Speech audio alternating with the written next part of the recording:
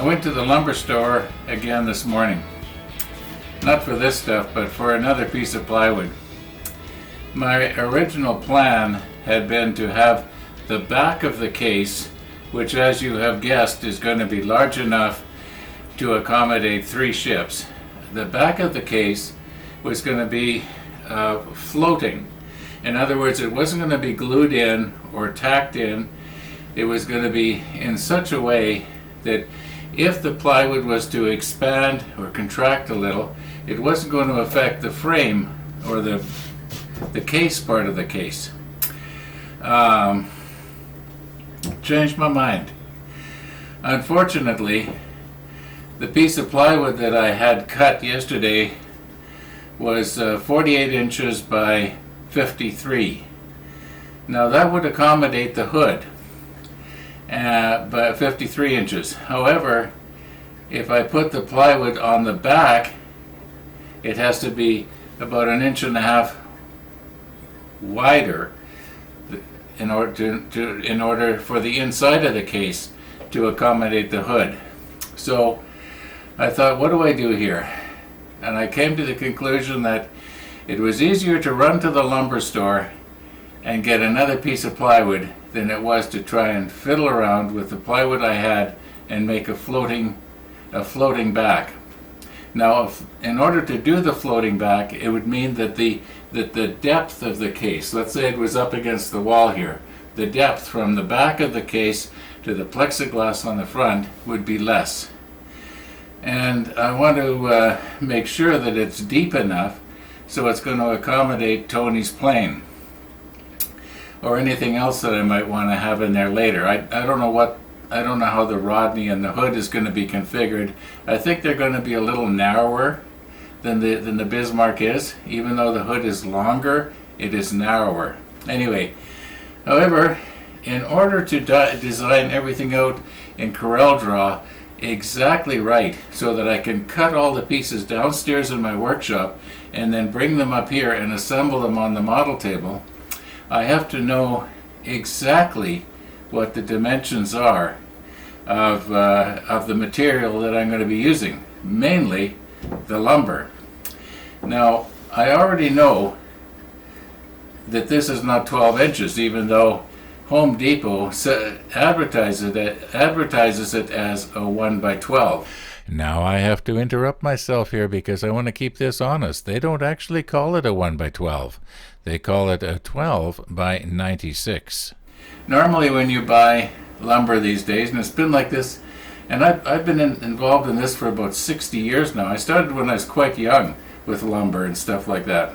You know, hanging around with my dad when he was building stuff. And anyway, so I've always known that, and as most of you know, here in North America, a 2 by 4, which is very common, like studding for your wall, a 2 by 4 is not 2 inches by 4 inches, it's 1.5 inches by 3.5 inches. And if you ask the lumber industry why they call it that, they'll say, well, it used to be 1 by 4 before we planed it or milled it. And, well, it kind of made sense. This is supposed to be a 1 by 12. So you would think that it'll be 3/4 of an inch thick, like most 1-inch lumber is now. It doesn't make sense, does it? By 11.5. But like I say, I measured this at Home Depot yesterday before I bought it. And I just want to show you. It's not anywhere near close to 12. But I mean, what are you going to do, right? Anyway, let's find my tape measure here and we'll measure this thing.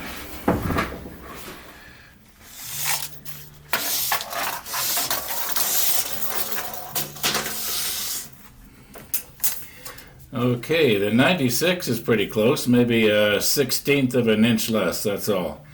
It's 95 and 15/16. Just double check that.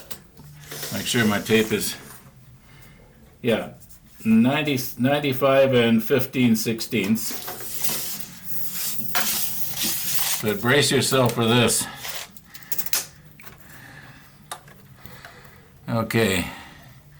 It is 11 and 1/8. I don't know how they can get away with that. Okay, now for the part that's important for my calculations. What do we got here? So it's 688 thousandths of an inch. Say, with the glue and everything, it'll be about 7. See if I squeeze that together. 686. I mean, you can't really see that.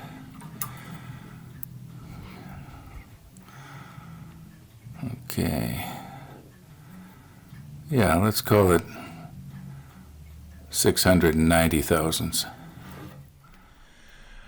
What you're doing now is you are looking at the case from the front.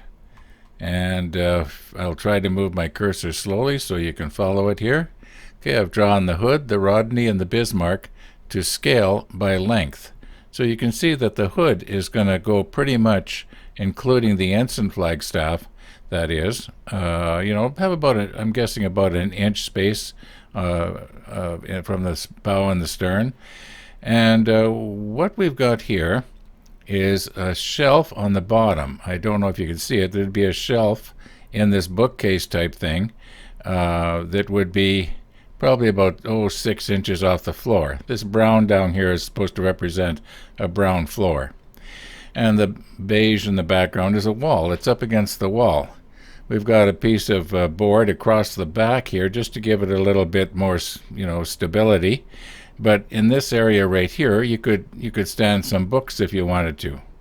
I'm not big into books, but you could stand some books or a vase with some flowers in it, or that kind of thing. In other words, this is open here. Now this blue that we're looking at, that represents the plexiglass, and it can be removed. The inside will be white. And I'm thinking, for the case, I haven't decided yet, but I'm thinking maybe battleship gray. All of that lumber is paintable. And I don't know if you noticed, but the knot holes were filled. So I think once it's primed and painted, the case should look not too bad. It's going to be very, very basic. Nothing fancy about it at all.